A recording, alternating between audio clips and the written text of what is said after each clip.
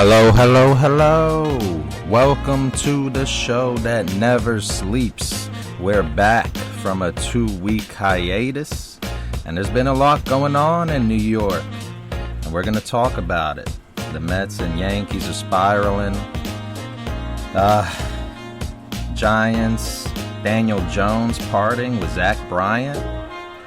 That's what I like to see. Loosening up, my boy. And we got the Jets being forced into hard knocks, and they ain't happy about it. We're going to talk about it. Stick around.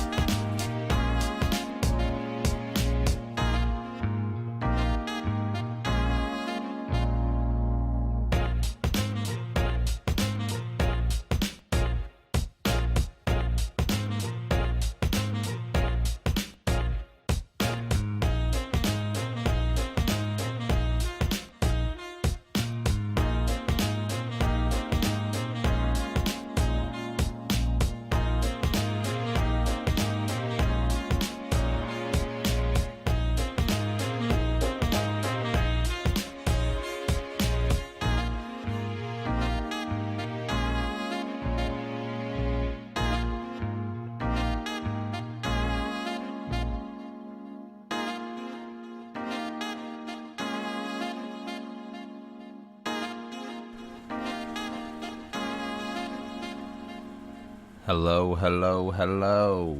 Welcome to the show that never sleeps, right here on IE Sports Radio, your direct feed for all that is sports. Welcome, welcome. Glad to be back. Had to celebrate the girlfriend's birthday, then got sick on the girlfriend's birthday. Shit happens. New York, New York. Thanks, Larry B. Thanks, Taryn. Glad to be back. Yeah, missed you too, Larry. Missed everybody. And we're gonna get into it. Right now, we're gonna talk Mets. It's been rough. The Mets, in the last 2 weeks, have been just spiraling. I mean, talk about a collapse. They're 3-7 in the last 10 games. Haven't won a series in June, not a one.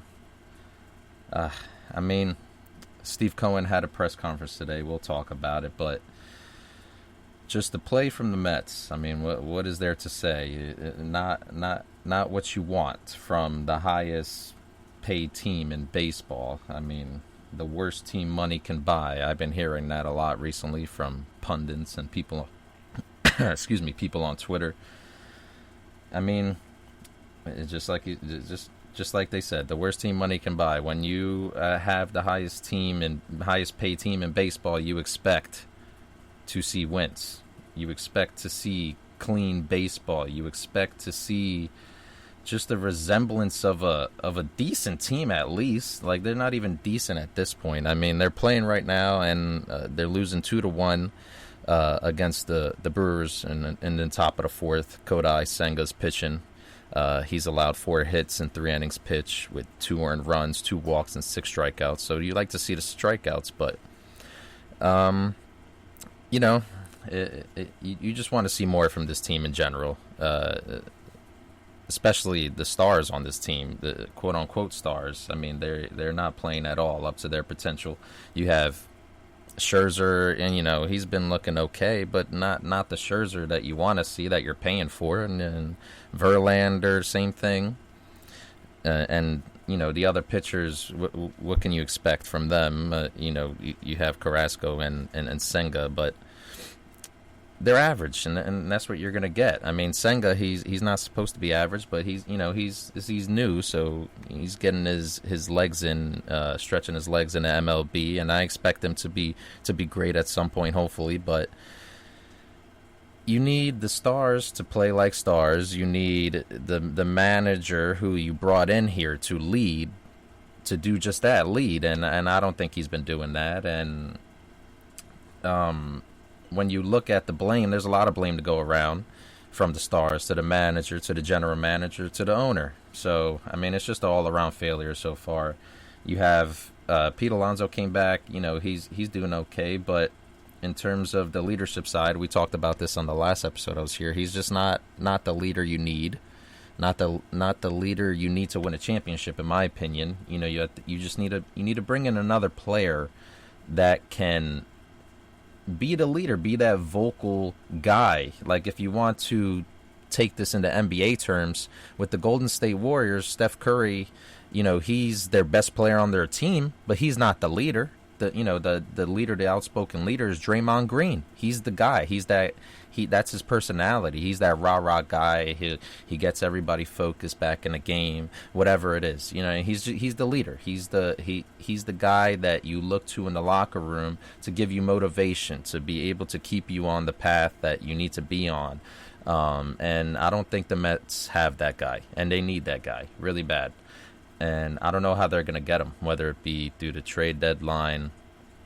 I don't know. I don't really see this turning around for them this year. I know they had a good game yesterday. They had 4 homers. You know, things might be turning around. Then maybe that can get them going. But this game today, it doesn't look like it. Tony Pham homered, but that's about it. That's the only offense they got so far. You know, it was nice to see Drew Peterson back yesterday. He was impressive in his return, but you need more than Drew Peterson. He's not going to save the season. So I don't know where the Mets go from here, how they maneuver, how they pivot. Do they pivot? Is there anything they can do? I mean, obviously there is. You just have to find out which buttons to press. What right buttons are there to press? So you have to do something. Their play, their sloppiness, it just doesn't seem like they're motivated. I mean, in that Philly series, that was a series they should have won. They gave it away in the rubber match when they had a 6-3 lead in the 8th, and they give it up, and they lose 7-6 because their pitcher beams 2 guys and gives in and walks in 2 runs. I mean, that you can't. That Jeff Brigham, the relief pitcher, you can't do that. You can't. I mean, come on, that's ridiculous. You basically gave the game away. That was probably the ugliest loss of the season. You just don't. You can't lose games like that, and that's just been. Just, you know, the way the Mets season's been going this year, they invent ways to lose, literally. I mean, I've never seen anyone lose from a pitcher beaming 2 guys. They got 1 hit in that inning, and they scored 4 runs. 1 hit, 4 runs. I mean, come on. That's just throwing away the game, and they threw away that series. It's not looking good, and I understand, you know, Steve Cohen had his press conference today, and we'll get into that, and, you know, he's going to say all the right things and what you want to hear, but you want to see action. I mean, you want to hear a game plan. Steve Cohen basically said that once the trade deadline comes, if he doesn't see any momentum, any improvement, any realistic chance of making the playoffs, then he's willing to sell off the team. And, you know, there's been reports about Scherzer willing to waive his no-trade clause to be traded at the trade deadline, but that's not anything coming out of his camp. Is, you know, just a reputable reporter, but you never know if that's factual or not. I mean, but that's just like common sense, maybe, you know, if he... But, you know, at the same time, Scherzer doesn't seem to be that guy to just up and go and give up. So, who knows if that's real, but the main thing is that Steve Cohen said he's willing to sell off the team at the trade deadline if things keep going this way or even worse. So we'll see what happens with that. I mean, I don't whether who's gonna sell off. Is he gonna, you know, ship away Lindor? Is he gonna ship away Nimmo, who's been their best player? Who's he gonna ship away? Who they're gonna trade? If Scherzer does go, you better get, you know, good prospects back. But I don't trust Billy Epler to make any great moves. I mean, what great moves has he made besides signing people and using Steve Cohen's money? I mean, he hasn't really made any creative moves in my mind. So I don't know. It's very interesting. Terrence says, I think it's time to hit the panic button on the Mets. Yes, definitely. It's been hit. It's been slammed. It's been broken. I mean, it's ringing so loud in New York that it's deafening. So, I mean, the Mets have a lot of different ways they can pivot, maneuver, but it's all about finding what's best for them. Where does Steve Cohen want to go? Does he want to blow it up and try and build for the future, or is he still in win now mode? It's going to be interesting to see how he handles all this.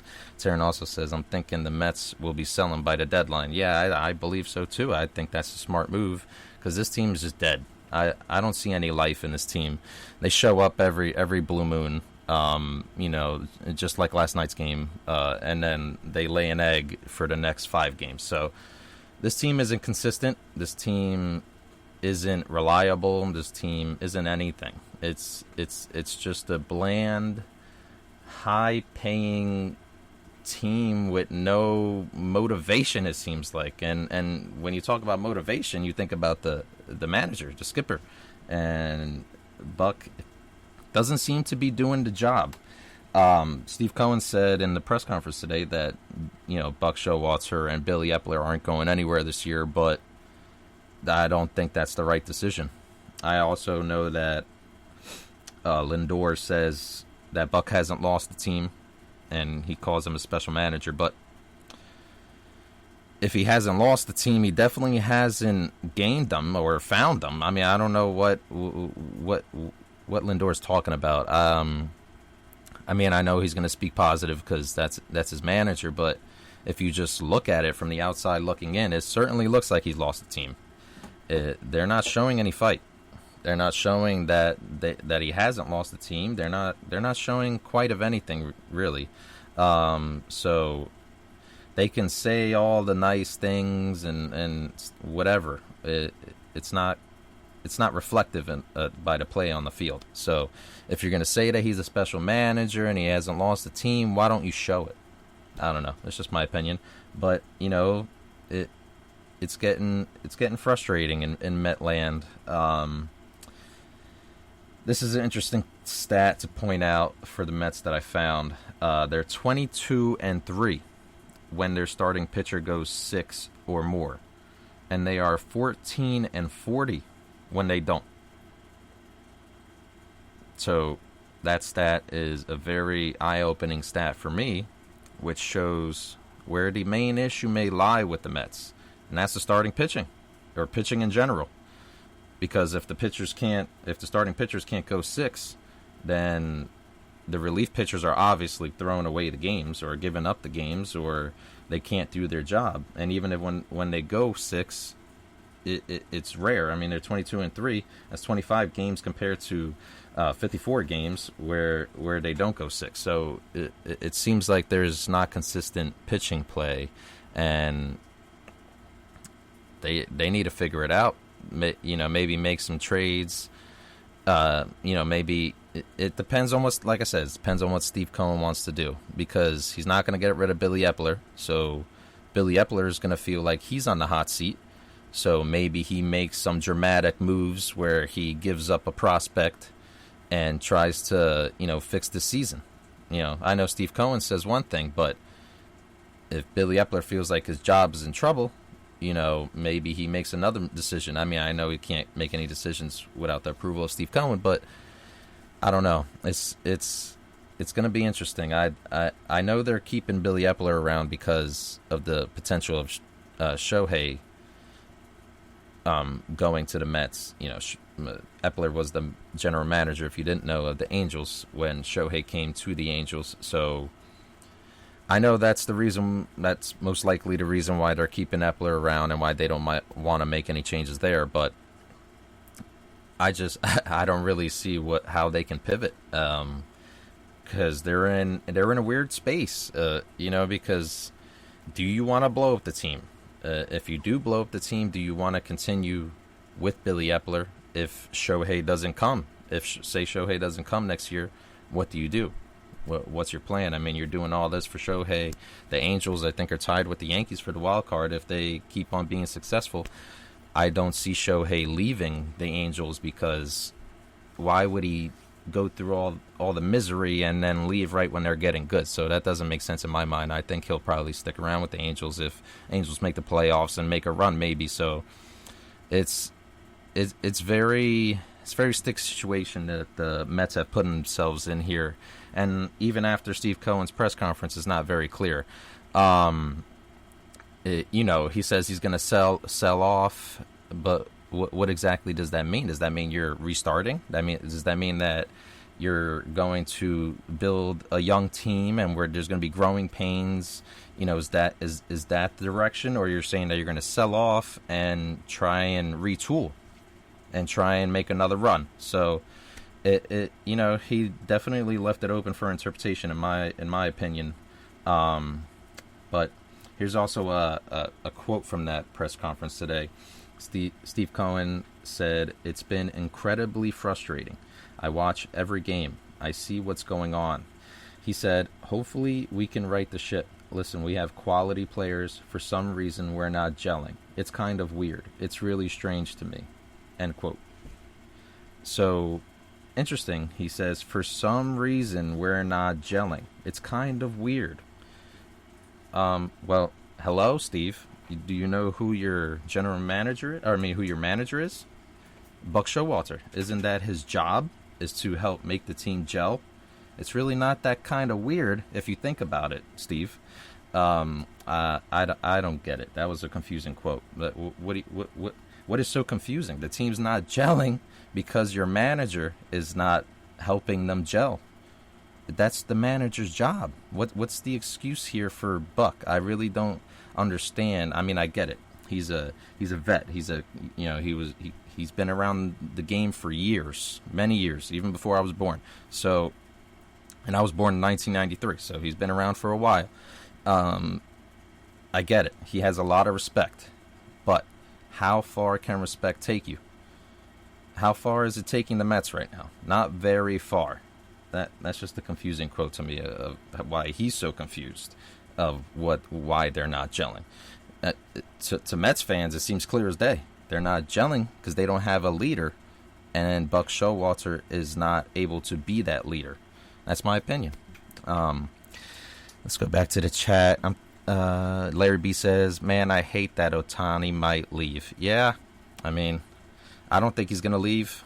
I really don't. I think this is the Angels' year where they might make a little run. I like the way they're looking. Ohtani had a once-in-a-lifetime game yesterday where he hit 2 home runs and struck out 10 batters. So, man, that would be something if Ohtani did up and leave, especially if Angels make the playoffs and make a run. So that's going to be very interesting and probably the most talked about off-season, story of the MLB this upcoming offseason. So it's going to be very interesting.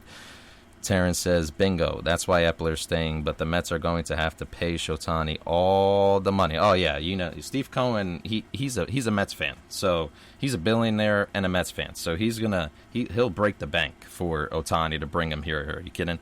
Ohtani will get whatever he wants. He'll probably even get a percentage of the team.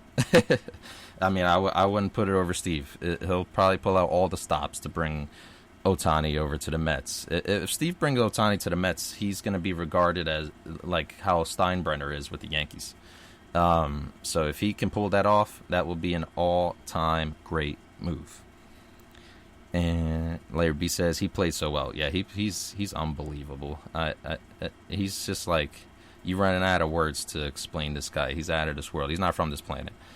Larry B says, interestingly enough, Ohtani was the first to do that since CC Sabathia in 2008. Yeah, Ohtani, he does things that that baseball fans haven't seen since the Babe Ruth days. So it's unbelievable. He just keeps blowing your mind. Terrence says, yes, the Angels are surprisingly keeping up with the playoff teams. The Angels need to swing while the iron is hot. Yep, definitely. If I was the Angels, I would do whatever I can at this trade deadline to improve this team and get them into the playoffs. Right now is the time to strike. If you're the Angels, I would do everything. If you have top prospects that teams are interested in, and you want that player. Maybe the Mets. Maybe the Mets want to. Well, actually, no. The Mets would never trade and help keep Ohtani there. But if the Angels see there's a player out there that can help this team, they better go and get him. You don't want to lose Ohtani. Period. So it'd be to me it'll be whatever. It'll be worth whatever prospects you lose. So yeah, that's that. If I was the general manager, I would do anything I could to keep Ohtani. Yeah, thanks for the comments, guys. Appreciate it. With that, we're going to take our first break. Next, we will talk Yankees. They are similar path of the Mets right now. Not as bad, but they are on a slump. And when we come back, we will talk about it. Stay tuned.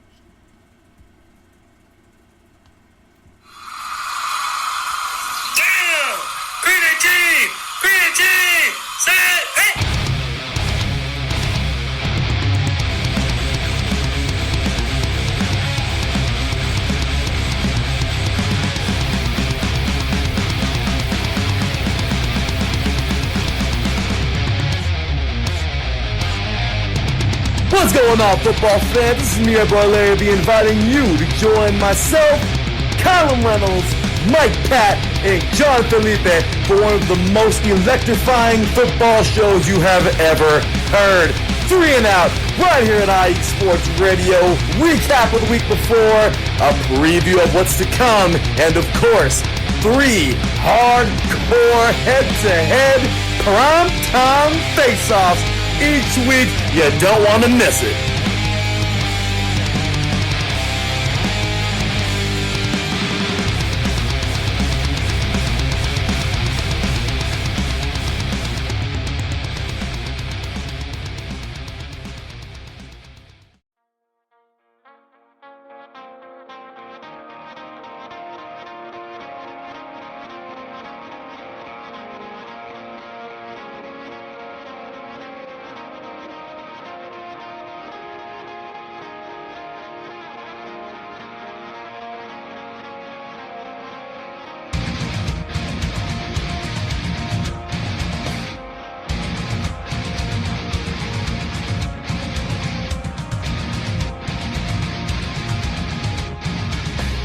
Hey sports fans, do you like wine? Well, we've got the show for you. This is Let's Wine About Sports, a show where we talk about wine and sports simultaneously. From the classic Cabernet Sauvignon all the way down to the grapes that you've never even heard of before. Oh yeah, we cover it all. And we'll talk about a little bit of sports as well. Football, hockey, collegiate, women's sports, it doesn't matter. We're going to talk about it all, and we're going to whine about it all. So join me Monday at 8 p.m. on IU Sports Radio, your direct feed for all that is sports.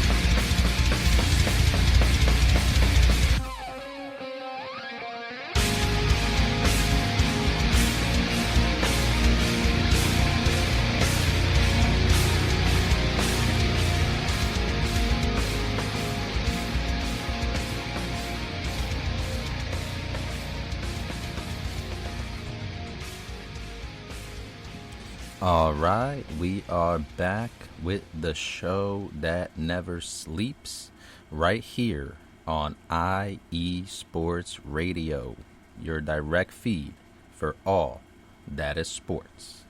And we are going to be talking Yankees. Now, the Yankees, they play today at 9:40 against the Oakland Athletics for now, soon to be Las Vegas A's.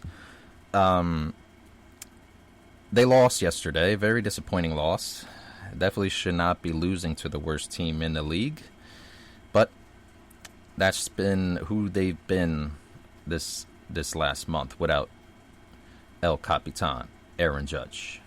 They've been a 500 team. They're a little bit below 500 now, but if they win the remaining games from here on out to the end of the month, they will be one game below 500, which, if you remember on my last show, I said if they can just stay at 500 while Judge is gone, I think that's, what more can you ask for? I know you want this team to do better without Judge, but that's just not realistic at this moment in time, the way this team's constructed. So you just hope that they stay at the 500, stay afloat, and that's what they're doing. Somehow they, won a series against the Rangers and the Mariners, took 2 out of 3 out of both. That rubber match against the Rangers was a great game. Thank the Lord for Harrison Bader. I mean, besides Aaron Judge, he is the most dynamic player on offense and defense for this team. And I could say that with absolute confidence. That kid, he's probably the best center fielder in the league, or definitely top 3. I don't know who plays as good as defense and as clutch hitting as Harrison Bader. In the 8th inning, the Yankees were down 3-2. He hits a double, 2-run score from second and first, put the Yankees up 4-3, and they take the lead from there and never give it up. That's who he's been since he's been on the Yankees. He's just been, besides Judge, he's been the most clutch hitter on this team. And I'm just really happy he's a Yankee. And for everyone who was saying that trading Montgomery away from him last year, they are dead wrong. And even they would probably admit it now. But it did not begin nice with the Yankees. All was not well. They were swept by the Red Sox in a 3-game series. That hurt. But like I said, they rebounded nicely by winning the next 2 series, and they are 4-6 in their last 10 games, currently sitting at 43-36, tied with the Angels for that second wild card spot. And this is what you expect without Aaron Judge with this currently constructed Yankees team. Like I said, there really isn't much to it there. Billy McKinney, he was a great pickup. He basically saved the Yankee season, in my opinion. I mean, he's been playing great since he's been with the Yankees. Since they picked him up, he's had 57 at-bats, 16 hits, 7 RBIs, 4 home runs, 3 doubles, 1 triple, and hitting a .281 batting average. Playing left field for the New York Yankees, that's pretty good. That's going to win you to that spot. He's the best left fielder we've had this year. I mean, Willie Calhoun, he's not really consistent defensively. Billy McKinney's definitely better at left field than Willie. And he's more consistent with the bat right now, so he kind of took Willie's spot. But we needed improvement in that left field, and thank God Brian Cashman went in his bag and found Billy McKinney.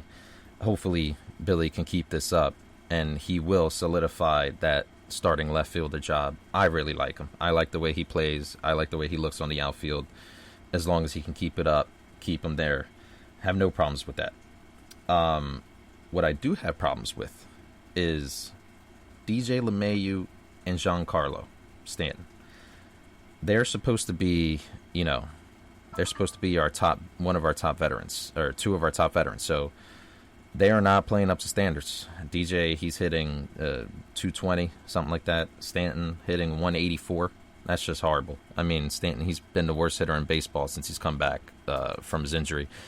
And, you can only use that excuse coming back from injury. How many times are we going to say Giancarlo Stanton's coming back from injury? It's just, you get tired of it, And I read reports, don't know how true they are, but I did read some reports that the Yankees did try to trade Giancarlo Stanton over the years 2 times. Once to the St. Louis Cardinals, but he declined to trade because he has a no-trade clause, and another time to the San Francisco Giants. So, looks like we're stuck with Giancarlo unless we find a trade for him that he absolutely will not deny. Maybe it's for Max Scherzer. Maybe he goes over to Queens and plays with the Mets, and we'll do an exchange Giancarlo Stanton for Max Scherzer. They both have no trade clauses. Maybe they both waive them, just to still play in New York, just on different teams. So you never know what will happen there. But, I don't know if I'm necessarily a fan of trading Giancarlo, but the fact that report came out, looks like the Yankees are definitely a fan of it. So, I don't know. I know he's injury prone. It's just tough. I like Giancarlo. You want to see more from Giancarlo, but right now it's not looking good. Hopefully he can get on in those hot streaks like he usually does and keep it up into the playoffs. But right now he's just looking like a shell of himself. too injury prone. Maybe those injuries are catching up to him now. He's getting older. He's not getting younger, so he's slowing down. With DJ, it's more complicated. He's more consistent. He's usually more consistent than this. For him to be batting 220 is very concerning. He's not a power guy. He doesn't hit, his exit velocity is not that, not that high. So he really relies on his consistent hitting, his ability to locate the ball where he wants, whether he wants to go opposite side, hit those gaps. But you don't see that this year. And he started off really good, and he just went off a cliff. And you don't know, maybe he's dealing with some sort of injury. I don't know. It's confusing with DJ, and it's kind of concerning because you want to see especially when Judge is out, you want to see the vets step up to the plate and be able to contribute, but it just hasn't been happening for the Yankees. Besides Bader and Rizzo, and even Rizzo has his up and downs this year. The consistency just is not there in this Yankees lineup. This offense is just abysmal. It's one of the worst I've seen since watching the Yankees, and that says a lot. I can't see them getting better without Judge. I mean, I know Judge, they said he has a torn ligament in his toe, so it doesn't look like he's going to be back for before the All-Star break. It looks like he's looking at a return around August, actually. So we are going to have to figure something out. And our pitching, thank the Lord for our pitching. Who would have said that before the year, that our pitching would be the reason why we're surviving Aaron Judge's injury and not our offense? The pitching has been amazing. We have the best bullpen in the league.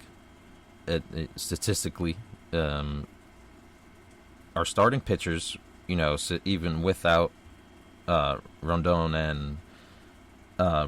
and Nestor, our starting pitching is still one of the best in the league. With Clark Schmidt coming around, he's been pitching great as of recently. Severino's coming around. He's looking like he's starting to look like the old Severino, starting to get his legs back under him. You have Johnny Brito, the young guy. He's had last nice two outings. Last night they lost, but that wasn't because of him. He only gave up a run or 2 runs. Yankees offense just hasn't been able to help the pitching out.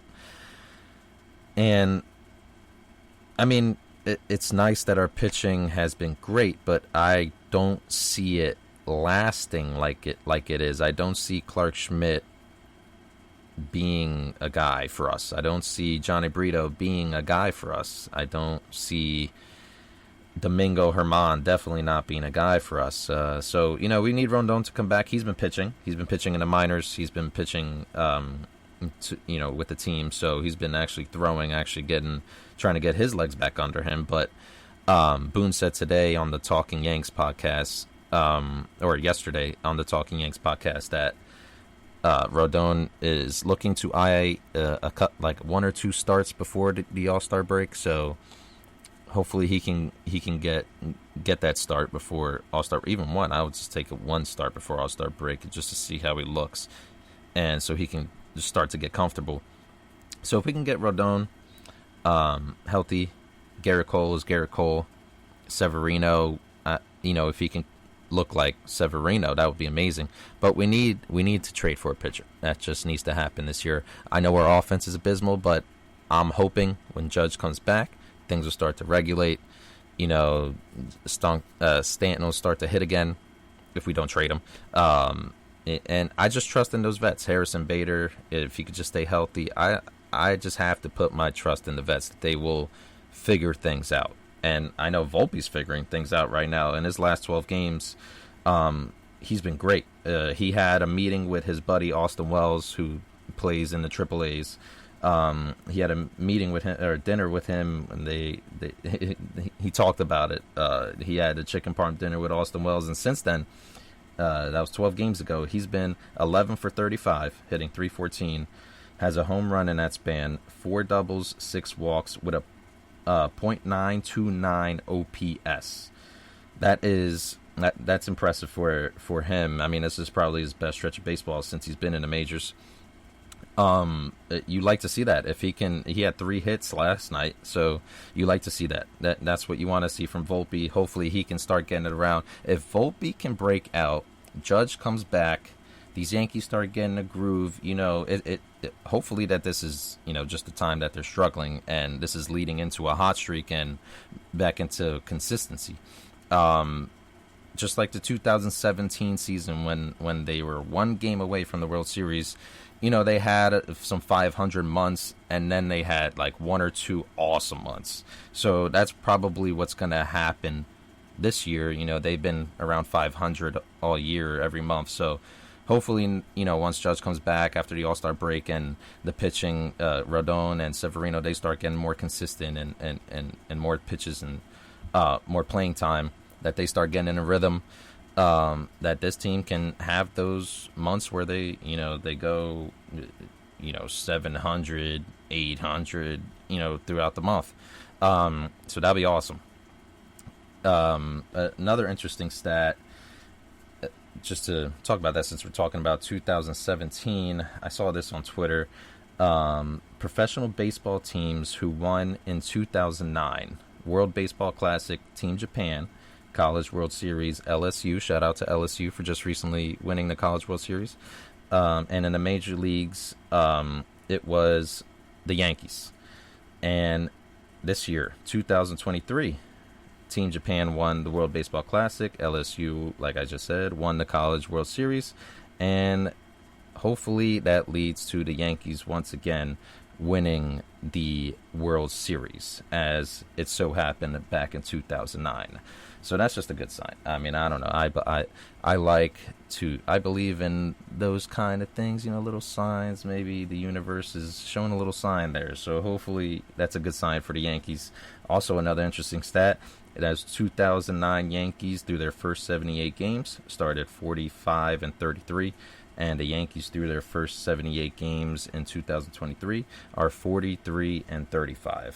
So those are just some interesting stats I wanted to throw out there. So this just shows you the trajectory, how things can change after the All-Star break. So they can, they're trying to figure out things now. They're staying above water. They're 43-36. They're still in playoff contention, unlike the Mets, who I think they just completely fell off. I mean, I don't think they have any chance of coming back. But the Yankees, although they are struggling a little bit, as expected, without Aaron Judge, they are still keeping afloat. So I'm not giving up hope. I'm not freaking out. I'm not doing that. I'm looking at the positives. I'm looking about what the Yankees and Cashman can do, what they're going to do, because they're going to do something. They have to do something. They can't just go with this group into the playoffs. They have to do something. Something has to happen. But you like to see things like Volpe, players like Volpe, young guys starting to get their rhythm. And that's, and Clay Holmes is coming back. He's looking great again. So hopefully they just keep that up. There's another interesting stat that I found. Not a very good stat, just another telling sign about how abysmal this Yankees offense is right now. Players with at least 100 plate appearances and OPS plus below 80. Yankees have 6 such players, which is the most in baseball. So players with 100 plate appearances and an OPS plus below 80. Yankees have 6. If you don't know what OPS plus is, that's just slugging plus on-base percentage, and it breaks it down to, they take into account the stadiums that they're playing in, the weather and stuff like that. They bring in everything into scope of that stat. So the Yankees have 6 such players like that, which is the most in place baseball, and teams right behind them, Royals, Tigers, A's, White Sox, Rockies, they have 5 or 4.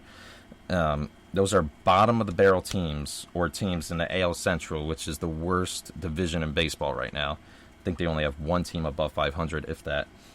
So that's not good. You don't you don't want to see that with the Yankees offense. That's pretty bad. And like I said, it's the pitching that's been keeping us afloat. And clutch clutch plays from Harrison Bader and players like that. But it's tough. It's tough to see the light with the Yankees. I can understand, but there is a light. There is a pathway for this team to reach the playoffs, and you just have to stay with it. I don't think it's a good idea for the Yankees to stray away from any, to make any drastic decisions or do anything crazy. Just keep the plan. You know what you got to do. You got to improve the teams in areas of needs, which in my belief is starting pitching. I understand I just read that stat off about the offense, but that has a lot to do with, injuries and inconsistent lineups and Judge, players coming in and out. We're bringing up guys like Willie Calhoun and Jake Bowers, and so it's you want to see the catchers do better. The catching has not been, in terms of offensive output, has not been great from Higashioka and Trevino. So maybe they make a move for a catcher. Maybe they bring up Austin Wells, who had that chicken parm dinner with Volpe and really helped them out with his advice. So, that's an option you could take there. Got to do something. I mean, you definitely got to do something. But I personally I know everything's pointing to you got to fix the offense, but I think a lot of those offensive mishaps will fix itself, honestly, when Judge comes back and from just, Volpe keeps getting better and, just players just getting their legs back from injury. Hopefully, Stanton and Donaldson will snap out of it and DJ will snap out of it. But with the starting pitching, I think that's just more important, because that's just something we haven't had going into the playoffs, was dominant starting pitching. We've always had one dominant starting pitcher, but that's about it, if that. So we'll see what happens with the Yankees there. But like Larry B says, the Yankees are such an odd team. Yes, they are an odd team. They are an odd franchise. I mean, you can be they make you the happiest. They always constantly good and stuff like that. But being a Yankee fan, we're spoiled, so we want to see them go all the way every year. So it's odd when they're in the middle or not doing great all the time, because you're just not used to it as a Yankees fan. And I know that sounds, fucking Yankees fan, or sorry for cursing, but Yankees fans, they're so spoiled. Blah, blah, blah. But it's kind of true. I mean, we're just used to success, and we haven't won a World Series since 2009, so we're kind of thirsty, and we're on the borderline of starving. So we need a chip. New York needs a chip in general, so let's bring one home. Davidson Crooks. What's good? Davidson? Appreciate you. We are going to take our second break, and when we come back, we're talking football with the New York Jets and New York Giants. So stay tuned right here on the show that never sleeps, right here on IE Sports Radio, your direct feed for all that is sports.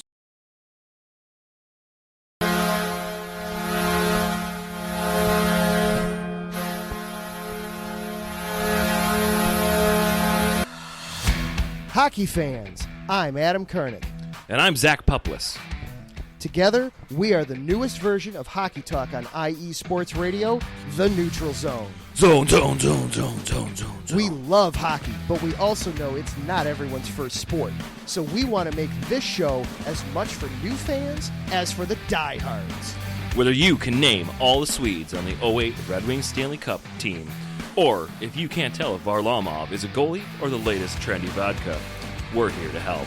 With facts, figures, and outrageous fans, we bring you all the hard-hitting hockey news you can handle, while still keeping it fun and on the rails. Well, mostly. So tune in every week as we go around the hockey world, from college to Canada, the minors and the majors, and everywhere in between. So bring your cellies. And your one-timers. You wicked wristas. And be sure to protect your five-hole. Catch the Neutral Zone every week on IE Sports Radio, your direct feed for all that is sports. We promise not to pick on the Arizona Coyotes every episode.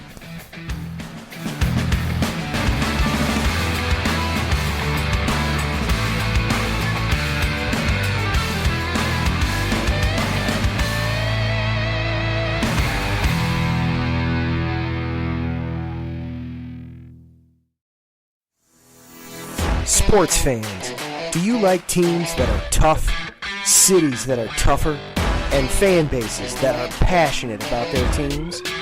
How about teams that are historic and stadiums that are iconic? Then you belong in Chicago, and you need to check out Chi-Town Weekly. Join me, Adam Kernan, every week as we keep up with all things Chicago sports. Bears, Bulls, Blackhawks, Cubs, White Sox. We'll cover them all, plus more. The Windy City is always buzzing, and we'll keep you up on all the big games and major stories. So tune in to Chi-Town Weekly every week right here on IE Sports Radio, your direct feed for all that is sports.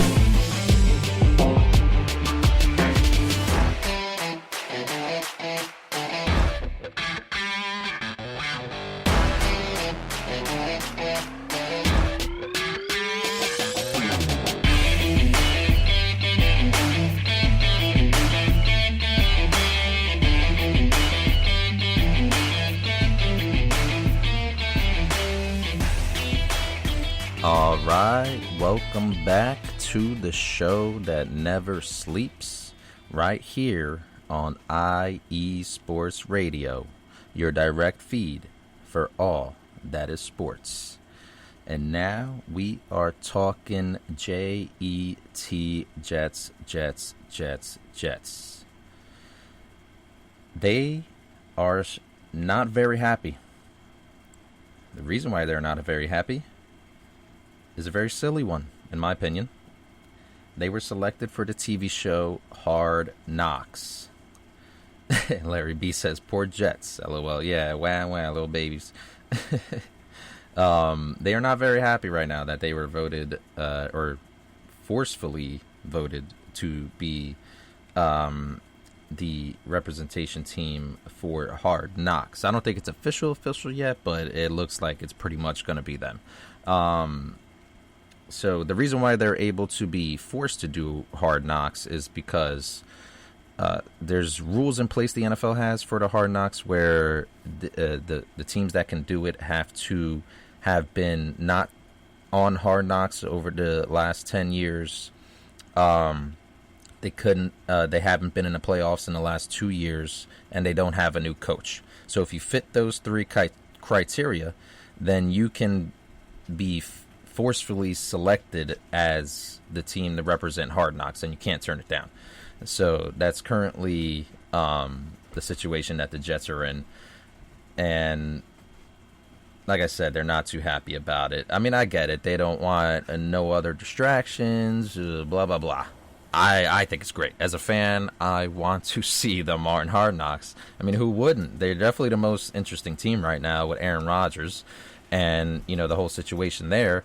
It's just great entertainment. You want to see how Robert Saleh is with the team, how he motivates them. I remember the last time the Jets were on Hard Knocks was back in 2010 when they made the AFC Championship game. They made it in back-to-back years, 09 and 010. And they weren't forced to do it, but they asked the Jets, and they said, yeah, we'll do it. So they did it, and you see Rex Ryan and what he, how he talks to his team and how he gets them motivated. He gives a whole long speech, and then he said, all right, let's go get a snack. I mean, it's just like stuff like that. It's like entertaining. It's funny. It's cool. It's just cool to see how the teams are in the background, how they are, in the locker room, how the coaches are, just how things work. And it would be very interesting to see how those personalities in the Jets locker room mix. And I mean, you got Sauce Gardner, you have Aaron Rodgers, there's a lot of personality on that team. You got the Mekhi Becton situation. He's not too happy to be left tackle, but he's gonna fight with Dwayne Brown for that for that left tackle spot. He's not happy playing right tackle. Sorry. And, you have Aaron Rodgers, of course. You want to see what he says. He goes off the rails all the time. You have Sauce Gardner, like I said. You have that controversy with this. Not really controversy, but the rumors if Dalvin Cook is going to be there. Tyler Conklin, the tight end for the Jets, just recently came out and said there's plenty of room in the running back room. Dalvin, come on board. So we'll see what happens there with Dalvin Cook. But I think it would be so entertaining if the Jets were the team selected for this Hard Knocks season. I really don't know what other team would be more entertaining. Maybe the Ravens with their situation with OBJ possibly and Lamar Jackson. But no, I don't see that being more entertaining than the Jets situation. But I can definitely understand on the Jets side why they wouldn't want to do it. But too bad. Looks like you got to. So they said they're preparing for it. And I know they have their own show, but it's going to be HBO. It comes out every week. That the show that they do is every once a month or something. So it's just going to be really entertaining. It's going to be fun to watch, and I'm glad the NFL chose, as much as the Jets aren't glad. I'm glad that they chose the Jets to do it.